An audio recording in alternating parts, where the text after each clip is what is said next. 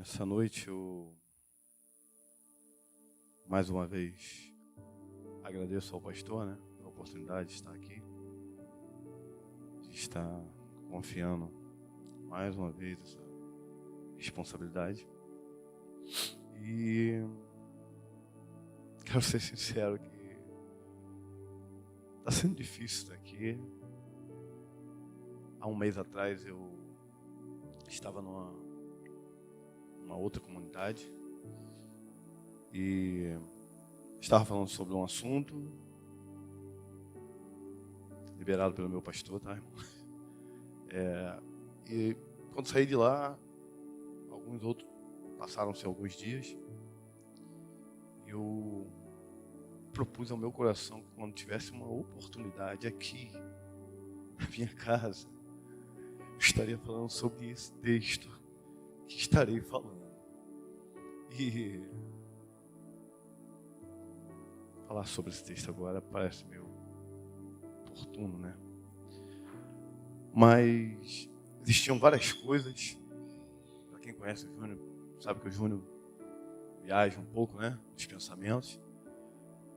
E existiam várias coisas, uma estrutura montada para jogar isso no papel, para chegar aqui com toda uma estrutura montada e transmitir com uma facilidade maior. Porém, eu até tentei fazer isso, mas não consegui. Não consegui. Eu quero crer que o Espírito vai nos conduzir. Tudo aquilo que é relatado na Bíblia Sagrada sempre nos traz ensinamentos, sempre nos conduz, melhor dizendo, a caminhos de edificação, de fortalecimento, de consolação, enfim, de crescimento dentro do reino ao qual nós fazemos parte. Amém? Lucas, capítulo de número 22, versículo de número 44 ao número 46. Lucas, capítulo de número 22, versículo de número 44 ao versículo de número 46. Eu vou estar lendo esses 3 versículos apenas, mas vou estar me baseando em, basicamente, no texto que narra a noite em que Jesus foi traído, a partir do momento em que Jesus se propõe a orar ao Pai. Amém?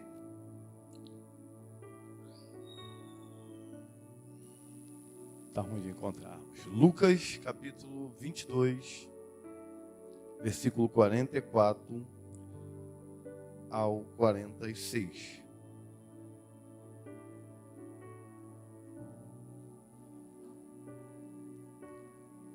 Isso aí. Diz assim, você vai acompanhando aqui para ficar mais fácil, E posto em agonia, orava mais intensamente, e o seu suor tornou-se em grandes gotas de sangue, e corriam até o chão. E levantando-se da oração, veio para os seus discípulos, e os achou dormindo de tristeza. E lhes disse: por que estáis dormindo? Levantai-vos e orai, para que não entreis em tentação. Amém? Amém. Irmãos, como já disse, eu vou me basear na noite em que Jesus foi traído, na consumação da traição, do ato de Judas, na noite em que Jesus foi traído.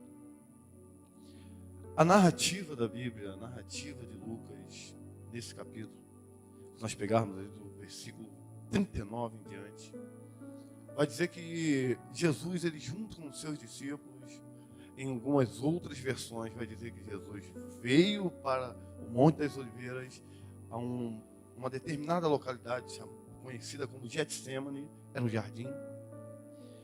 E Jesus foi seguido pelos seus discípulos. E Jesus, quando chegou ali naquele lugar, ele se propôs a orar. Jesus, nesse momento, ele já me dá, ou melhor, nos deixa um ensinamento. A necessidade que temos de estar em oração. Esse ensinamento fica fácil de compreender por quê? Quando estamos orando, estamos nos relacionando com o Pai. Era isso que Jesus fazia. E quando nos relacionamos com o Pai, entendemos melhor os desígnios do Pai. Era exatamente isso que o Jesus humano exercitava. Simplesmente isso. Jesus ia para ter seus momentos com o Pai, deixando ensinamentos para os discípulos, mas também se condicionando a estar mais apto a servir e a cumprir a missão que lhe fora dada, ou que fora aceita pelo Pai. Jesus, ele chega naquele momento, se afasta dos discípulos e vai para o seu momento de oração. No seu momento de oração, Jesus, para os discípulos, melhor dizendo, era uma coisa que era costumeira. Jesus sempre fazia isso. Por várias outras situações, Jesus se afastou dos discípulos e foi ter um momento com o Pai. Foi ter uma conversação com o Pai. Então, quando no olhar dos discípulos, vai ser mais uma oração. É uma coisa costumeira. Se você ler o texto, você vai entender que essa atitude de Jesus era uma atitude costumeira. Era como ele costumava, estava acostumado a fazer. Eu me apego nisso. Por quê? Era tão natural, era tão normal, que os discípulos olharam e falaram, mais uma vez ele vai orar. Mais uma vez ele vai ter um particular com o Pai. A naturalidade e a normalidade, elas se enlaçam com um condicionamento. Falando de uma visão humana, pegue um pouco, ou separe um pouco a deidade aí de Cristo, a divindade de Cristo, mas falando do Cristo homem, a naturalidade e a normalidade do ato de estar orando de Cristo era algo de condicionamento. Jesus se condicionou durante o seu ministério, durante a sua vivência, a estar recorrendo a quem? Ao Pai. E nesse momento, quando se aproxima os momentos cruciais da missão, Jesus mais uma vez recorre à prática que ele se condicionou a falar com o Pai. Essa oração ia ser um pouco diferente das outras, mas era algo que ele estava condicionado a fazer. Quer ver? Pega uma pessoa que está condicionada a acordar de manhã cedo e antes de mais nada, beber 2 litros de água para já hidratar o seu corpo. Pode estar o frio que for. A pessoa vai acordar e com naturalidade e normalidade, ela vai beber os 2 litros de água, estando ela com sede ou não. Por quê? Porque ela se condicionou a isso. Outras pessoas têm práticas de, por exemplo, fazer alongamento, aquela ginástica laboral no início da manhã. Ela se condicionou a isso. Quando ela acorda, ela não está pensando nisso, mas a sua mente está condicionada àquilo. E automaticamente, ou seja, naturalmente, ela vai lá e começa a fazer todo o seu alongamento, toda a sua ginástica laboral. E é assim que inicia o seu dia. Por quê? Está condicionada a agir daquela forma. Jesus estava condicionado nos momentos que estavam dentro da sua missão, conversar com o Pai. Está sempre em contato direto com o Pai.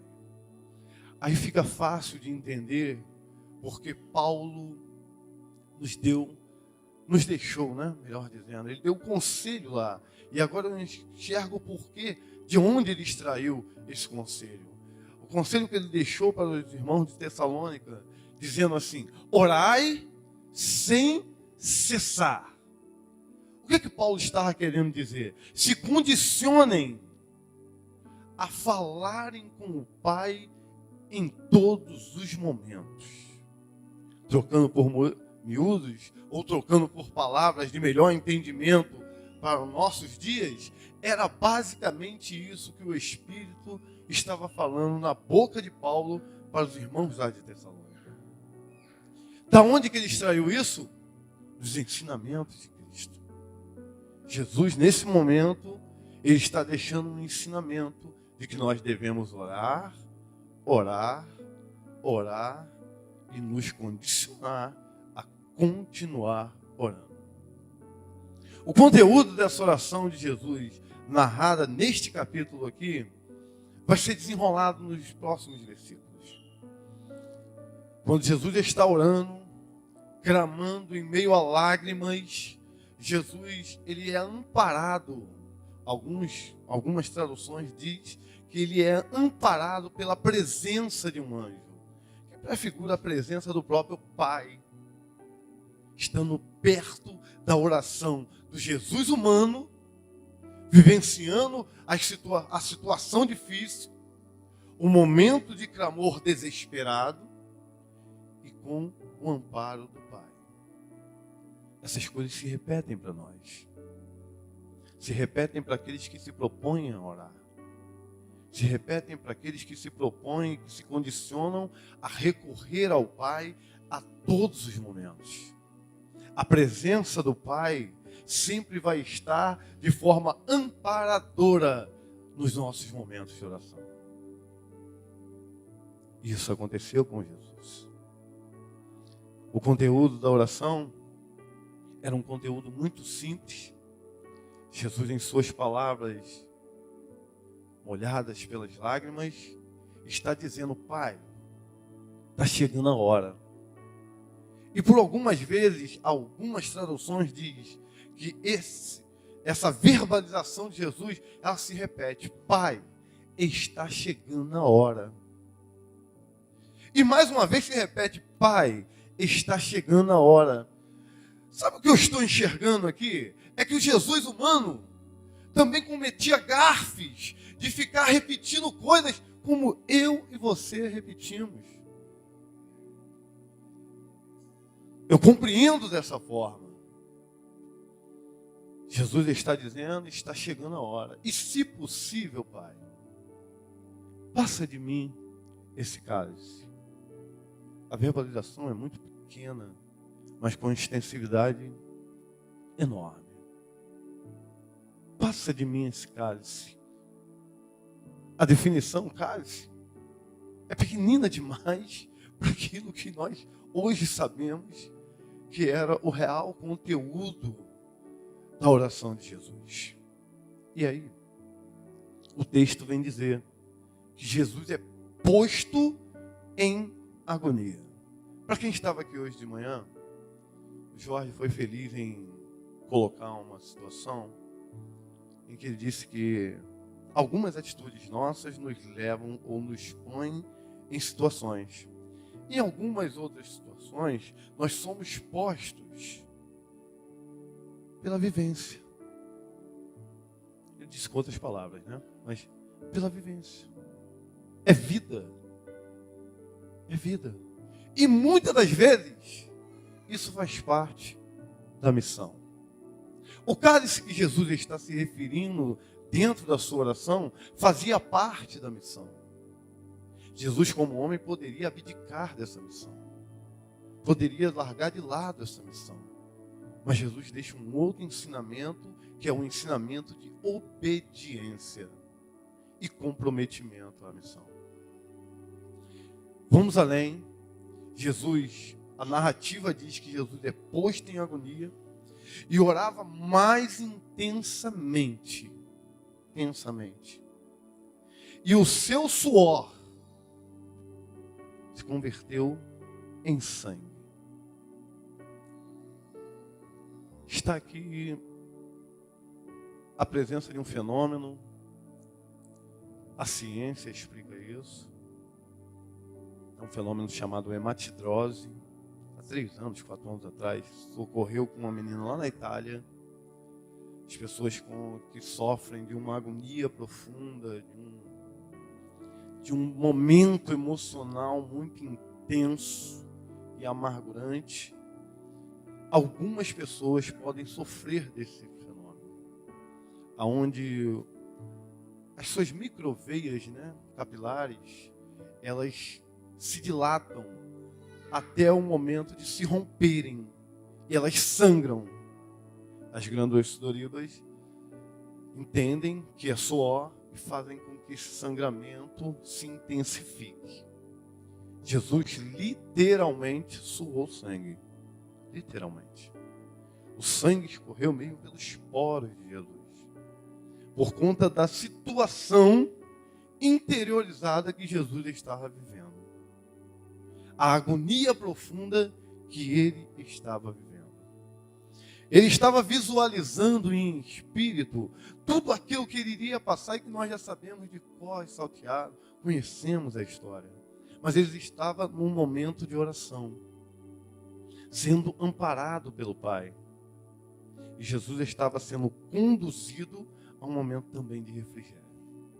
Amém? O texto se estende. E aí Jesus, nesse momento, após a sua oração, ele se levanta e vem aos seus discípulos. E aí o texto diz assim, que pega os seus discípulos dormindo de tristeza. Pare para analisar comigo aqui. Como é que entende-se isso? Dormindo de tristeza. Você vai concordar comigo que quem dorme está dentro de um processo de desvanecimento físico. Seu corpo desvanece. Ninguém dorme porque não está com sono, eu vou dormir. Não é assim, não é no estado.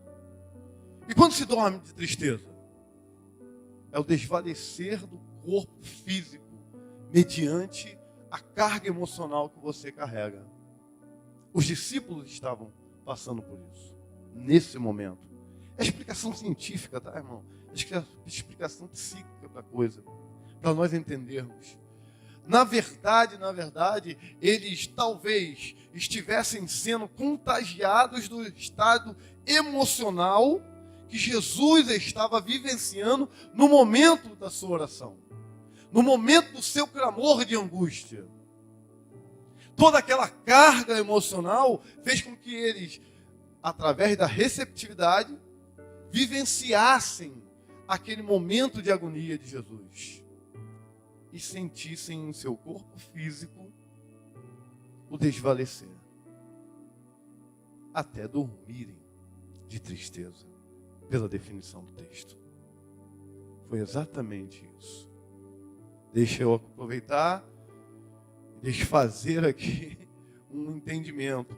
Eu não estou falando daquelas cargas que as pessoas falam, não, você vai pegar a carga de fulano, vai pegar a carga de fulano, nada disso. Nada disso. É uma explicação psíquica para um momento. E isso é fato, tá? Eu posso falar disso com propriedade. Isso é fato. Se você está mal, assim como uma pessoa radiante chega num ambiente e faz com que as outras pessoas fiquem radiantes também, pessoas com um momento de agonia profunda podem transmitir também esse mal-estar para outras pessoas. Pode ser contagiante isso. Isso é fato. Os discípulos estavam dessa forma. E aí, Jesus vira para os discípulos e diz assim: levantem e orai, e vigiai para que não entreis em tentação. Eu tentei entender isso. Os caras estão dominados pela tristeza que estava emanando pelos poros de Jesus. Eles sabiam que Jesus estava agoniado. E eles se agoniaram também junto com Jesus. E Jesus vem agora, manda que eles se levantem, que eles orem. A oração nós já entendemos. É o condicionamento de estar conversando com o Pai. Para que eles não entrem em tentação. Poxa. E aí nós sempre colocamos tentação. Nós já temos os vários itens, né? Que nós classificamos como tentações para a nossa vida espiritual. Os vários itens.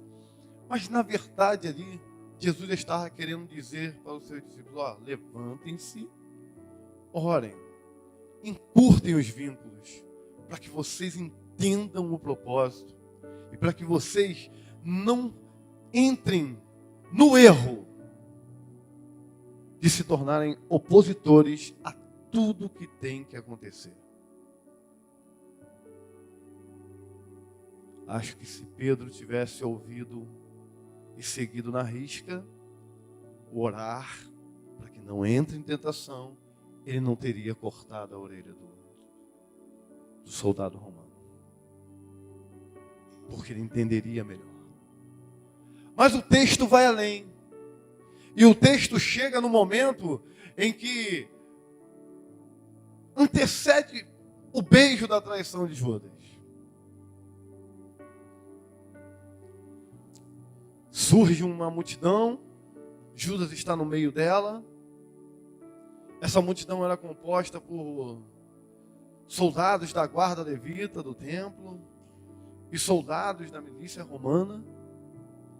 E esses soldados vêm para efetuar a prisão de Jesus. Os soldados vêm para poder levar Jesus para sofrer tudo aquilo que ele já tinha visualizado no seu momento de agonia e no seu momento de oração junto ao Pai. Nesse momento, eu paro para analisar o texto e o texto diz que quando essa multidão chega, a narrativa de João é a que eu mais gosto. Jesus, ele toma a frente. E Jesus pergunta para essa multidão: a quem vem buscais? E eles respondem: Jesus, o Nazareno. E aí Jesus diz: eu sou, ou sou eu. E o texto de João diz, sabe o quê? Que esses homens se afastam e caem por terra.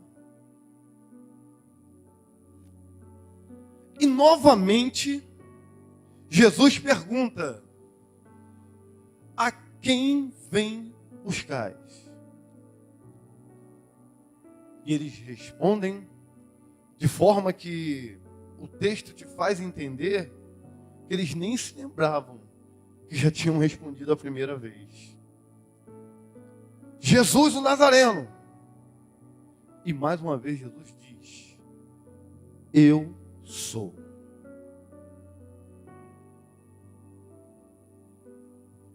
Deixa eu voltar aqui para enfatizar duas coisas. Eu vejo Jesus no início do texto indo para um momento de oração, tomado por uma agonia profunda. Eu vejo Jesus ao decorrer do texto, suando sangue, demonstrando toda a sua fragilidade humana. Eu vejo Jesus no decorrer do texto, que se expondo e assumindo a sua identidade dentro do reino e dentro da missão que lhe foi dada, quando ele está perguntando a quem veio buscais. E eu vejo Jesus se apresentando como o Salvador, quando diz: eu sou. Eles dizem: Jesus o Nazareno, nós viemos buscar ele. E ele, em momento nenhum, mesmo tomado por toda a agonia, mesmo tomado por toda a situação, ele foge da responsabilidade. Jesus está me deixando um outro ensinamento. E aí fica fácil de entender um outro trecho bíblico. Jesus está me deixando um ensinamento que eu tenho que ter transparência em quem eu realmente sou dentro do reino. E quando nós mostramos essa identidade de quem somos dentro do reino, eu consigo entender o porquê que Jesus disse para Pedro que Pedro era apenas uma partículazinha de pedra, mas que as portas, os portais do inferno não prevaleceriam contra aquela pedra. Sabe por que Jesus estava dizendo isso, irmãos? Porque uma partícula de pedra, uma partícula, sendo lançada numa porta, vamos imaginar a porta do nosso templo aqui, sendo lançada, vai surtir que efeito? Nenhum. Concordam? Concordam? Amém, irmãos? Não vai surtir efeito nenhum. Mas aí Jesus diz: sobre esta pedra edificarei a minha igreja, e as portas do inferno não prevalecerão contra ela. Sabe o que Jesus está dizendo? Quando assumimos a nossa identidade dentro do reino de Deus, entendendo que somos partículas sim de pedra, somos restolhozinhos de pedra que nos unimos, nos agrupamos, nos tornamos pedras vivas, e quando somos projetados pelo Mestre na direção dos portais dos infernos, eles não prevalecem. É basicamente isso.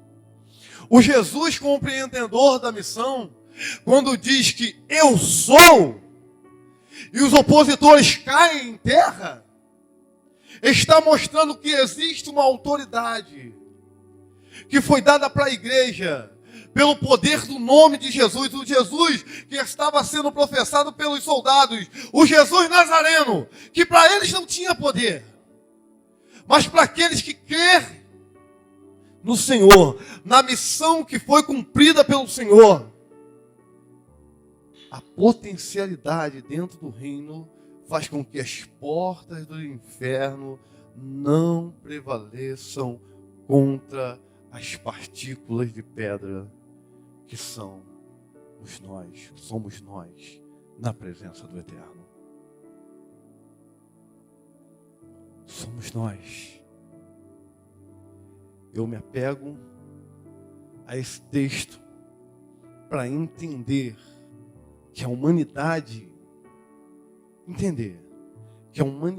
precisa estar em Cristo para entender os propósitos de Cristo.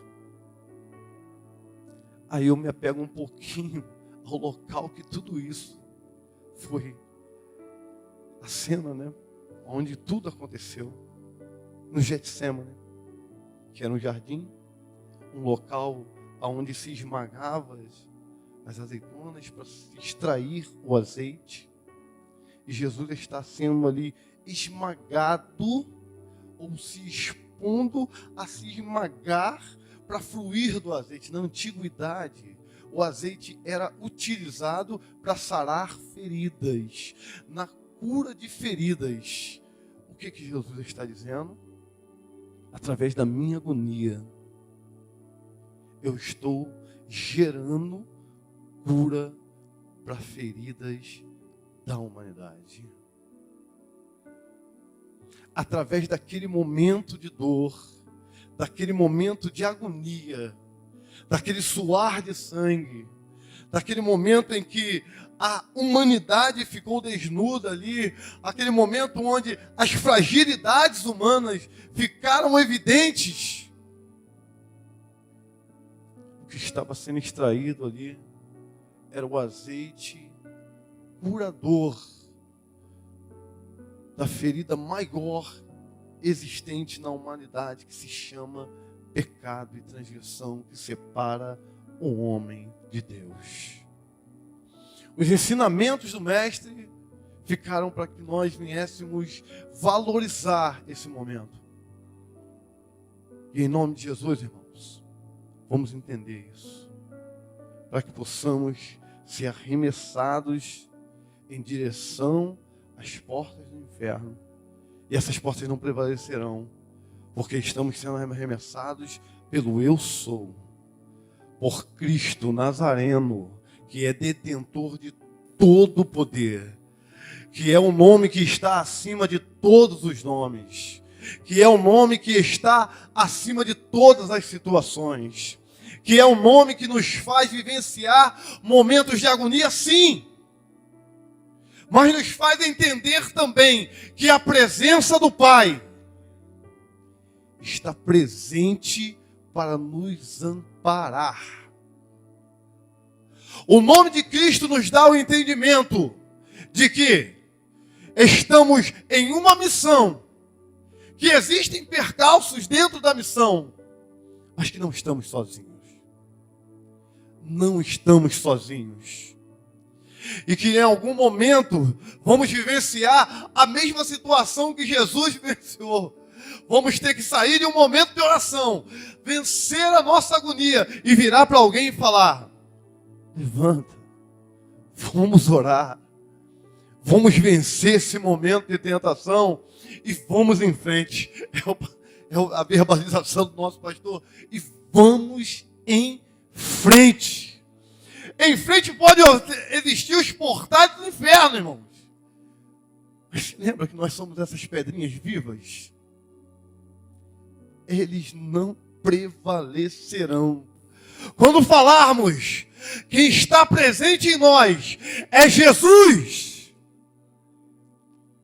os opositores cairão. Os opositores cairão. O reino opositor que peleja para a nossa derrota cairá. E nós seguiremos em frente em nome de Jesus. Que Deus possa nos abençoar. Amém.